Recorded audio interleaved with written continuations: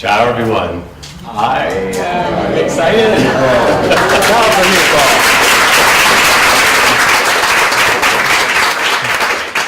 And our guest tonight is a prolific and internationally regarded author.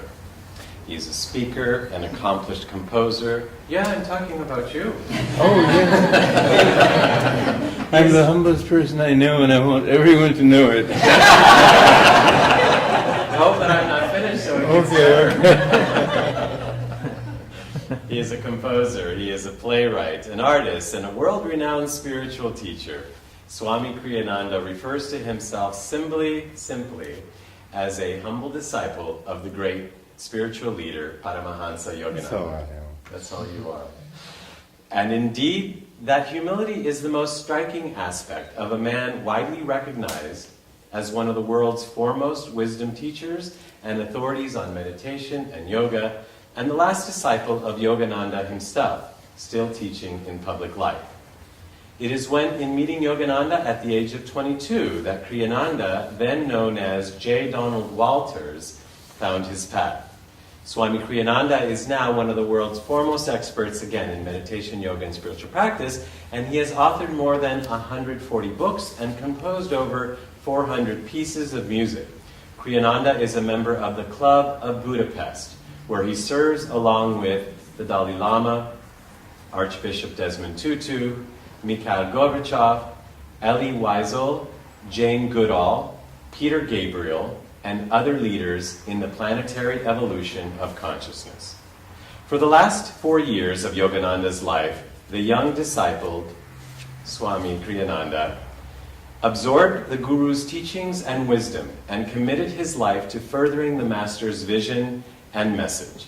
Yogananda appointed him as head of the monastery, authorized him to teach in his name, and to give initiation into Kriya Yoga, and entrusted him with the tasks of writing and developing what he called World Brotherhood Colonies. And for the last 60 years, Swami Kriyananda has done just that. I am honored to welcome Swami Kriyananda. Thank you very much. Thank you. Thank you.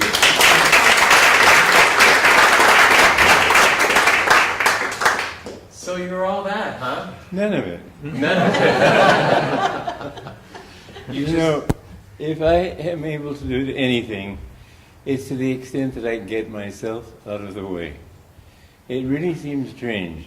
I've done so much because I haven't done anything.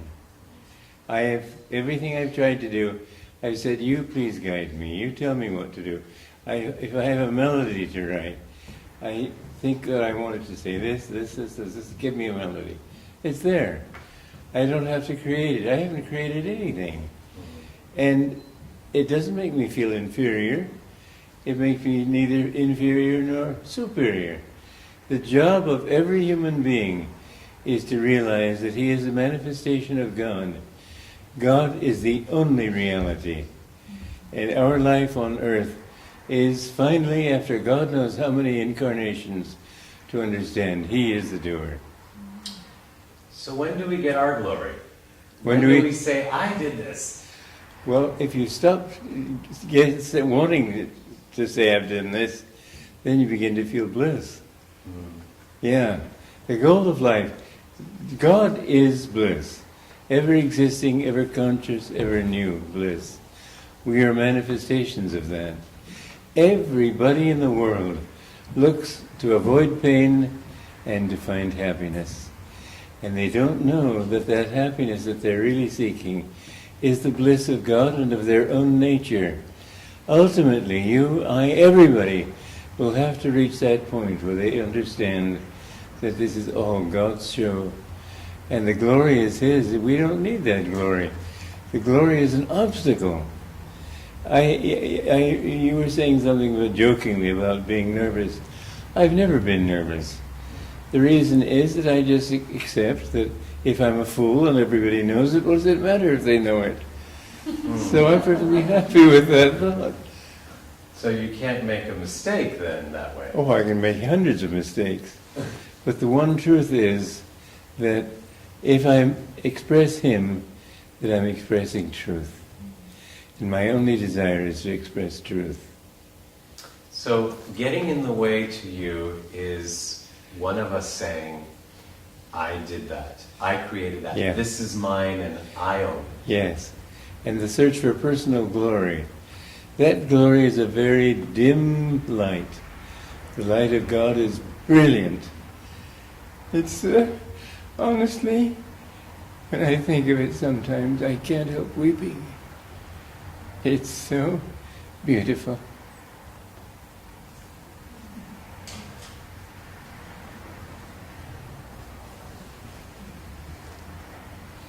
Thank you.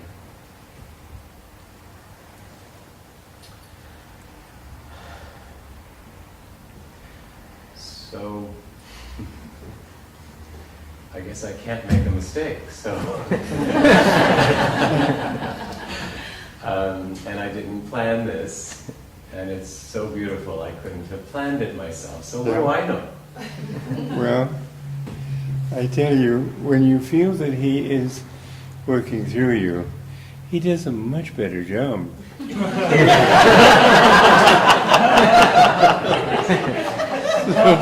Why make a mess of it? You know, interestingly, when I did, Yogananda had me give my first lecture when I was only 22. I had come to him at the age of 22. This was 8 months later. And Saturday morning, I was told that I was to give the service for him in San Diego. And I was so sorry for those poor people. They were expecting him. I couldn't be nervous. And they seemed to enjoy the talk. It's fine. But I've never felt it really mattered. Only God matters. Hmm. So, I don't know what to ask. I am blank. God, where are you now? I am being open. Well, what about my search for truth? What about your search?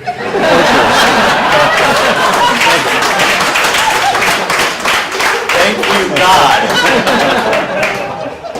Well, in a sense, I've always thought it, but when I was 13, I began seeking it seriously. And I left God out of the picture completely. Because the God that was taught about in my church just didn't inspire me. I didn't like the guy. It didn't have, he was judgmental, he didn't have joy, he was too stern, too puritanical. Well, I didn't like all that. So I was seeking truth desperately, but I sought it through physics, through astronomy, through politics, through arts, I played the piano and did a lot of the arts and so on. Finally I realized that nothing really can be answered without the word God. And so I took a long walk into the evening, and I said, if there's a God, what must He be? And I realized that I'm conscious, and I'm asking Him this consciously. Therefore, He must be consciousness. And I, therefore, have to be a part of Him.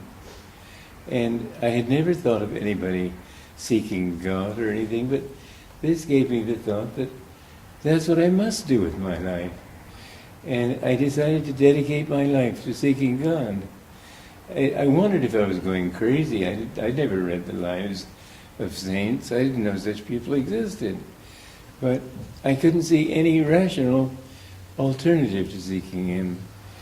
And I remember that my father, God, you know, when you raise one hand to God, He drops two to lift you up.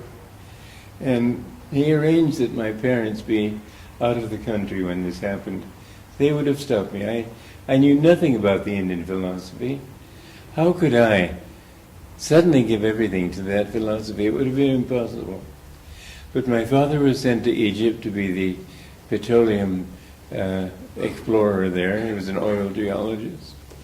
And the very day I put my mother on the ship to go join him, I went uptown New York, found Doubleday Duran, as it was called then, walked in and saw Autobiography of a Yogi. And that picture so attracted me, I bought the book. And I read it, and something about it, what I loved more than anything else was his perfect attitude in every circumstance. It was humble, it was joyous, it was everything beautiful. And he was a vegetarian. All right, I would be a vegetarian from then on. This was nearly 63 years ago. He was a monk. All right, I would be a monk. I didn't know any of this stuff, but that was what he did, I wanted to do. And after finishing the book, I took the next bus non-stop across the country by bus. And the first words I said to him were words I had never dreamed of saying to anybody. I said, I want to be your disciple. And he accepted me, and well, whatever else you said there has happened since then. Do you believe that some of this was decided before you came here? Yes, absolutely.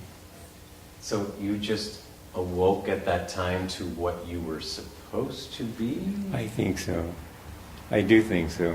You know, interestingly enough, my main job in this life has been starting communities. But I mentally tried to start a community when I was 15. And I saw this is what the world needs. And then the world starts falling apart. This is what people will run towards. And so, yes, in a sense, I think I knew what I had to do from the beginning. It's hard to say it and be convincing. I myself am not convinced. But it looks that way. It looks suspicious. Suspicious. And these communities, what do they mean to you? You say if the world starts falling apart, people are going to run to them. You know, why? People in the cities, just imagine a real depression, which I think is coming, when the trucks bringing food can't come into the inner cities because of the mobs on the outside grabbing for the food when they can. Just imagine a time when there's actual starvation. I think we're coming to it. Imagine that and think, wouldn't a wonderful solution be for a few people to get together, go out into the country, grow their own food, build their own buildings. And this is what I have done. In the beginning, it was, the first steps in any long voyage are difficult. After that, they become easier. But now we have 8 communities, maybe a 9th starting here in Los Angeles. We have about 1,000 members living in all of them. One is in Italy, one is in tour in India, quite a few here on the West Coast. And the wonderful thing about it is that people live in harmony together. You don't find competition, you don't find anger. It's really an ideal way of life. I'm trying my best to get people to understand. They don't have to be Ananda communities. When people ask me, well, what am I trying to convert people to? I said, I'm not trying to convert them to anything except their own higher self. I don't care whether they belong or not. I myself would leave in an instant if it weren't giving me what I wanted. But these communities, I don't think we can handle too many. But communities, sort of in quotes, all over. I think this idea will spread all over the world. I think it'll be a new way of life. City living is a bit of a curse. There's really too much competition. I've noticed this time in Los Angeles, almost nobody will make eye contact with me. And what I find is in our community, you're everybody's friend. As a matter of fact, as I've been interacting with your community for the reasons of this show, from the moment that I spoke to the first person and then the second person, the third person, everybody was so nice and they all made me feel like I was special, and then I came to realize they do that with everybody. Well, they're a wonderful group of people. Don't listen.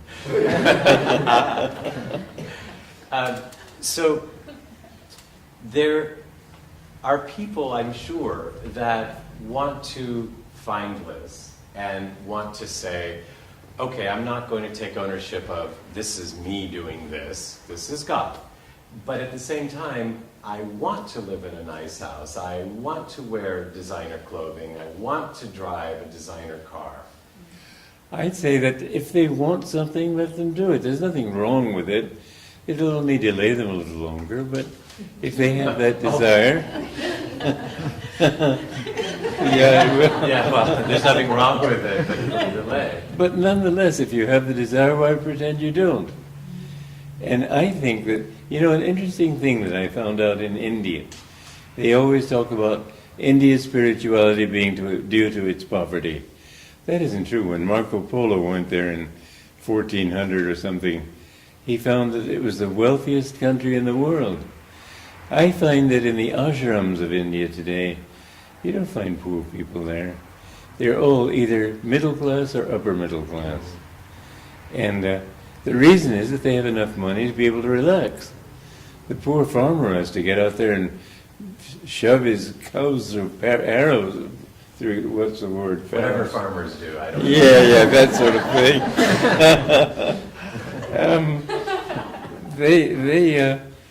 They don't have time to think about God. They'll say Ram, Ram, Ram, and go to bed, and get up in the morning, Ram, Ram, and go to work. But people who have enough money to relax, to have enough food, there's nothing wrong with that. And I think that people need to work for what they want and for what they need. There's a difference between wants and needs.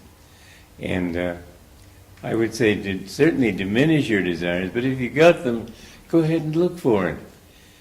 I don't see anything wrong with that. No judgment. No, why judge? Everybody, it takes many, many incarnations to find God. Everybody will find Him at his own rate.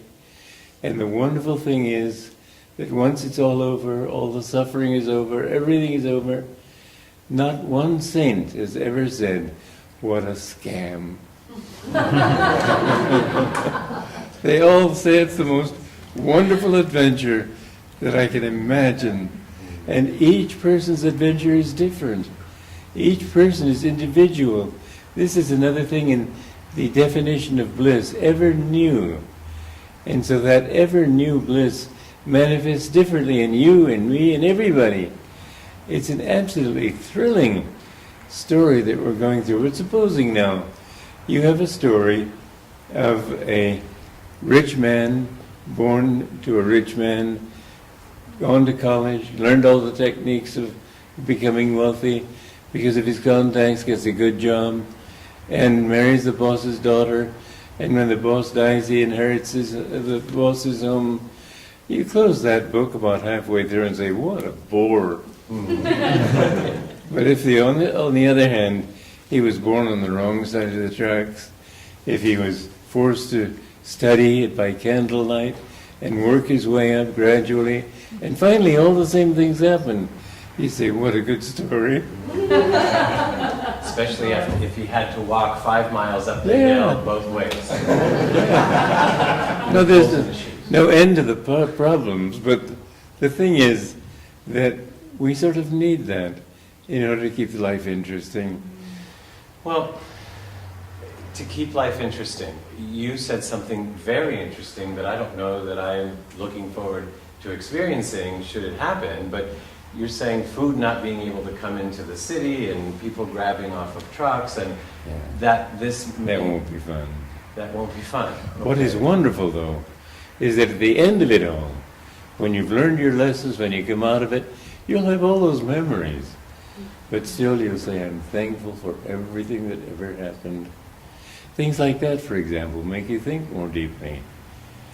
Can we think before that happens? So it I would doesn't like have that. to? I'm trying here. That's partly why I'm giving these classes on starting tomorrow. Tuesday, yeah. That's partly why I'm doing it, to think before it happens. Prepare yourself for it.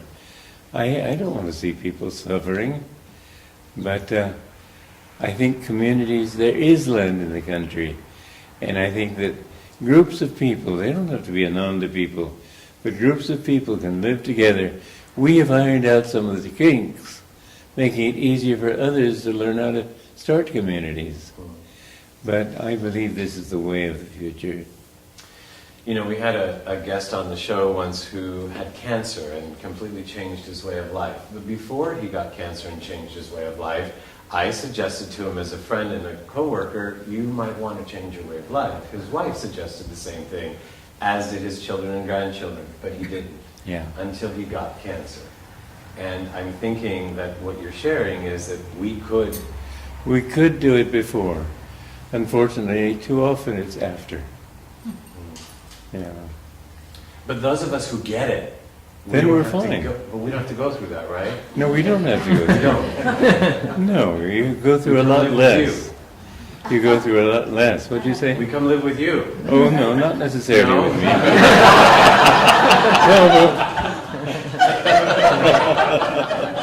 No, I'm only joking. I'd be happy if you wanted to. No, but I do have concern for all, I was going to say the people that I love, but that's saying only those people. I know. Of course one does. And, well, what am I to say? We want to help them as we can. I'd like to help them in advance. Okay. Yeah. And the no judgment part, how far does that go? You talked about the person who wants to go ahead and buy the clothes and the car and all that. Now, what about the person who wants to start a war or wants to pollute the ocean or with oil or wants to keep certain people from moving forward with certain technology? There are wrongs in this world. The thing is that if we get involved in judging, then somehow we become the losers. You know, I went to the Portiuncula, where St. Francis used to live, St. Francis of Assisi. And I felt his presence very strongly. And I just was not prepared to feel so much sweetness. And I said, how is it possible for anyone to be so sweet? And the answer I got was by seeing everybody as your brother and sister and by never judging anyone. So people who do that, they've got their lessons to learn. It shouldn't happen. If you can stop it, do stop it. But usually you can't.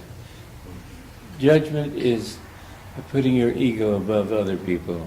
That's not good. Finally, our job in this world is to help ourselves, to grow toward God. And this no one can do for us. But ourselves. Right.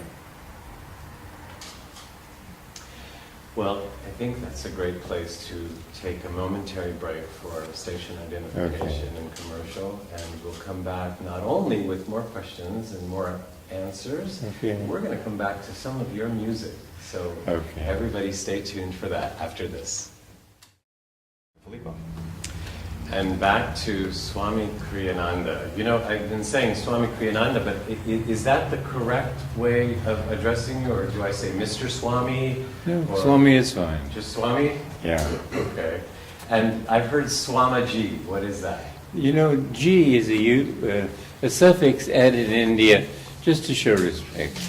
Okay. Yeah. And Swami means? Swami literally means one who is one with himself. But basically it's a monastic title, somebody who's dedicated his life to seeking God and to help others to find Him. You have not only dedicated your life to that, you've dedicated your life to so much more, and you also allowed yourself to have music flow through you. Hundreds of songs, as a matter of fact. I have had the pleasure of listening to a few of your CDs, and we'll talk about that in a moment. Okay. But right now we have the Joy Singers of the Ananda community of Los Angeles that are going to sing for us one of your original songs. I believe it is called If You Are Seeking Freedom. Okay. Now this I've got to hear.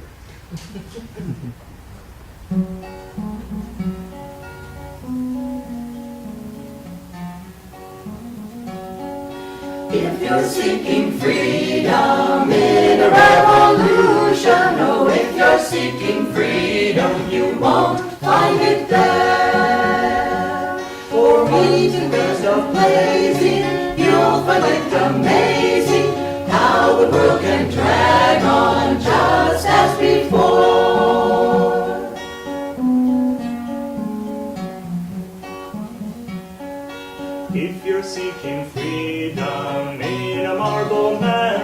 Oh, if you're seeking freedom, you won't find it there. For even when it's sunny, you'll be counting money, keeping up that showcase, your face lined with care.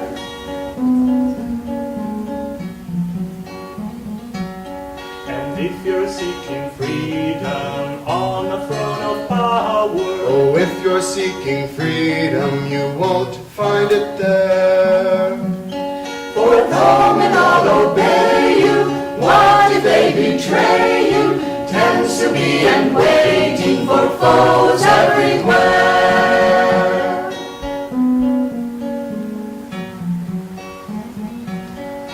but if you're seeking freedom, cast away desires. Why barter like a beggar? You've wealth everywhere. For never can you buy it, grasp and you deny it. Freedom can't be hoarded, it's free as the air.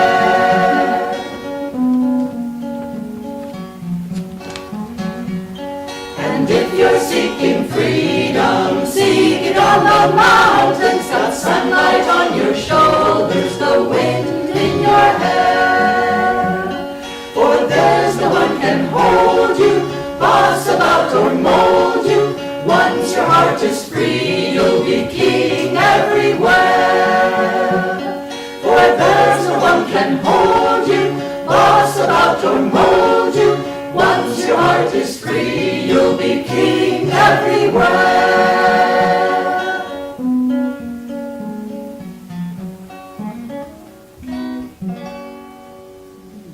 The Joy Singers singing Swami Kriyananda's song, If You're Seeking Freedom. And once your heart is Free. Yeah. you're a king Everywhere. king, queen. Or a queen. Right. Actually, I have had the pleasure of listening to that song and so many more in these 3 CDs, and I know you have so many. I've got Windows of the World right here, Secrets of Love, Melodies to Open Your Heart, and it's interesting that you use Donald Walters. Yes. Yes, I did that because I wanted the music to be more widely heard. If you hear Swami Kriyananda, you think, oh, it's all spiritual. And it is spiritual, but in a sort of backdoor way, you might say. Well, and then I enjoyed An Evening in Italy. Being Italian, of course, I enjoyed that sung in Italian, written by you. Actually, I wanted to return the favor of having gifted me these beautiful CDs and gift you with one of my Italian CDs. Thank you. It's not very spiritual. Thank you. I used my name because I didn't want people to think it was spiritual. So, you have some very interesting goals. One of them I heard is that you're actually trying to bring truth in advertising. Well, I suppose I am. I'm trying to bring truth everywhere. But of course in advertising, why tell people that, you see an ad for Pepsi-Cola, and a lot of people laughing, enjoying themselves drinking Pepsi-Cola. I'm sure quite as many people have drunk Pepsi-Cola in a state of solitary gloom. No, that's beer. Oh, okay. Okay. But if you show people drinking whatever in solitary gloom, I don't say that's wrong. I think that that's probably the best way to advertise that. But to say that something is a good car when you know it is not a good car, that is a falsehood in advertising. When you make claims that are not justifiable, that is false advertising. So what I said first was just fun. Very fun, actually. Well, you are obviously one of the world's most spiritual leaders, and considered by many a holy man. And I know you humbly... I don't think I am or am not. I'm just nobody. So it doesn't matter to me. Well, you seem to spend a lot of time with other nobodies, like the Dalai Lama, and Archbishop Desmond Tutu, Mikhail Gorbachev, Jane Goodall, Peter Gabriel, and what are you all nobodies up to? You know, this whole Club of Budapest, I don't like to say it, but actually I don't know what the hell it's about. It's nobody's doing nothing. They could make a show about that on television. Well, it's a beautiful concept, but I've never been at a meeting, and they've never invited me to a meeting, and I'm on the list. And I suppose there has been no meeting. Anyway, I don't want to denigrate it. I think perhaps it's sort of a Hall of Fame. Yes, I did meet the Dalai Lama when he just escaped from Tibet. The other people I have never met. And so I have to claim complete ignorance. But I have met many well-known people. What does it matter? People's opinions are usually wrong anyway. So what does it matter whether they're well-known or not? I'm sure their lives have been affected, Yeah. and because they're well-known, they will affect others' lives. I suppose you're right. Yeah. So I'm grateful that you are well-known, because in your presence, the more you are known as you graciously walk through the world humbly, you are affecting many people. Well, I actually am very grateful for that, because my wish, even from a child, has been to uplift mankind. And I don't want to make a joke about it, because it's quite serious. I see so many suffering faces, and when I see somebody in the street who looks unhappy, I try to smile at him and make him feel better. One time, it was very interesting. It was my birthday, and I was in Paris, France. And I wanted to go to a concert. As I got to the door, they were closing the door, saying nobody can come, there's no room anymore. And I said in French, but it's my birthday. And he said, oh, in that case, come in. So he let me in. And I sat behind the altar because there was no room in the auditorium. And it was a perfectly beautiful concert. Well, anyway, on the metro, which is their word for subway, afterwards, an old woman came up to me and I said, don't you remember me? I said, well, no, I'm sorry, I don't. Well, I was in the audience of that concert tonight. Oh, there's 700 people. But somehow she felt some sort of a personal connection with me because of my enjoyment of the music. Well, that kind of thing is very touching to me. And she sat down and was talking about her daughter who had been giving her trouble and how could I help her and so on. This sort of thing is what makes my life really worthwhile. You've written some of these stories and your path in many books, and one in particular is The New Path.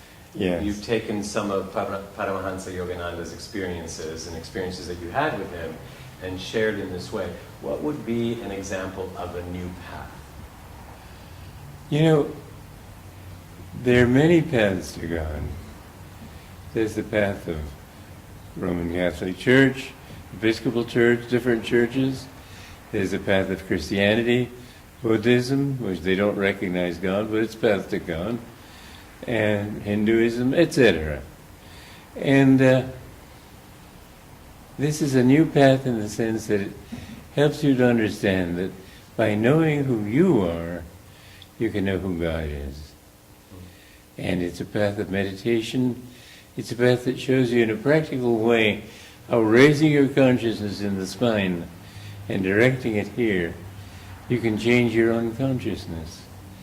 It's new in the sense that before this age of energy, and we're now in an age of energy, there are many things about the overall spiritual path people couldn't understand.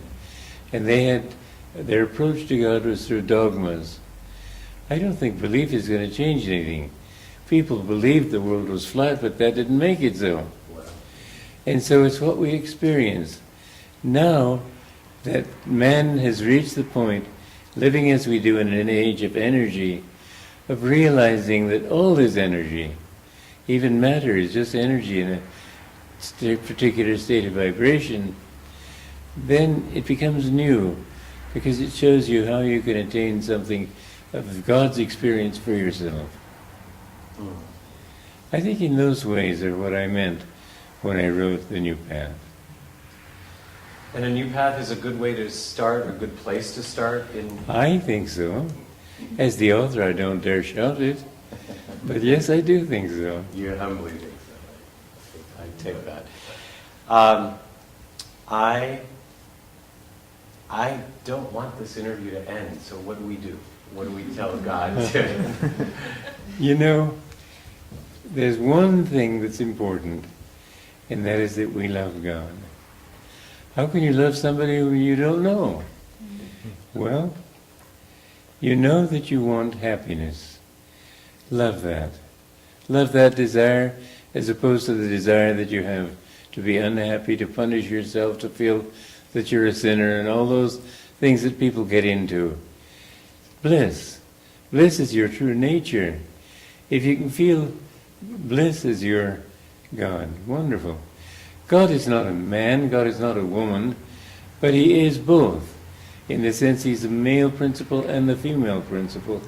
I myself have a particular devotion to God as my Divine Mother. And so when I think of loving God, my own particular limited thought is to love her. To love that divine love which is always forgiving, always supportive, always trying to help me to understand what life is really all about. You are how many years young? What? You are how many years young? Well, I will be 85 in May. So, Well, God bless you. thank you. You hopefully don't have any plans of going anywhere soon, but you could be doing some of this work in another dimension. And when you are in another dimension, would you ever come back to Earth in a human body? I'll tell you, that's been a dilemma of mine. I don't want to come back, but I have such a desire to help people that on the other hand I think I can't not come back. But it would be only for that purpose. So obviously you've done this before, so to at such a young age come to this. Yeah. 22. Well, 15 you said. 15 also, yeah. Yeah. Well, luckily we have a few more minutes. We're going to take a quick break for station identification. We're going to come back and make sure we milk all the wisdom we can get Okay. right after this. We thankfully have the opportunity to listen to songs and read books and get to hear you and see you in person as you travel throughout the world being yourself. So thankfully it doesn't have to end here. And the songs, I have to say, it's interesting that when I first played your first CD, I thought, oh, that's sweet. The words are sweet. That's nice. And I like that. And then I played it again. And I thought, wow, sweet, but profound in a way. And then I played them again. And it was brilliant. Where they touched me, how they spoke to me in their simplicity. And I thought, we're not used to love coming through simple acts, simple words, simple gestures anymore. And that is what you were doing through your music, what you're doing right now. I'd like to get used to that. You know, truth is simple. Man is complex. God is simple. We need to break down that sense of complexity. You know, one member of ours who plays the cello was a professional cellist for years, and he was supposed to sing a solo from an oratorio of mine. And he started to sing it, thinking, oh, just a very simple little thing, no problem. He finally had to pull his car off the road because it was so deep he couldn't drive any further. Well, that's the kind of music I want to write. I don't want to make people feel complex about it. I want them to know that their own reality is simple peace and deep love and joy.